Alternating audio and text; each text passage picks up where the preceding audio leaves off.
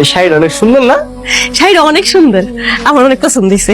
আমি তোমার বিয়ের দিন এই শাড়িটা তোমার দিতে দিয়েছিলাম, কিন্তু শাড়িটা অনেক দাম তো, আমার কাছে তো টাকা নেই। কিন্তু আমি ভাবছি আমি যদি একটা চাকরি পাই তাহলে প্রথম মাসের স্যালারি দিয়ে তোমার শাড়িটা কিনে দিব। হ্যাঁ ঠিক আছে। হয়েছে শাড়িটা হাতাই দাঁতে গালা বানাই ফেলছো। ওদিন এসে এই শাড়িটাই ধরস আর দাম জিজ্ঞেস করস, যেদিন টাকা হবে ওদিন আসবি, এর আগে না। যা এখন বেরো।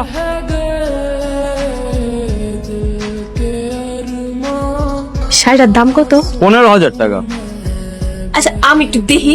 এই আগে যে হাত ধোয়, অবশ্য হাত ধোয়া লাভ নাই, কারণ এই শাড়ি কেনার মতো সামর্থ্য তোদের নাই। শুধু শুধু দোকানের পরিবেশটা নষ্ট করস। যা এখানে যা।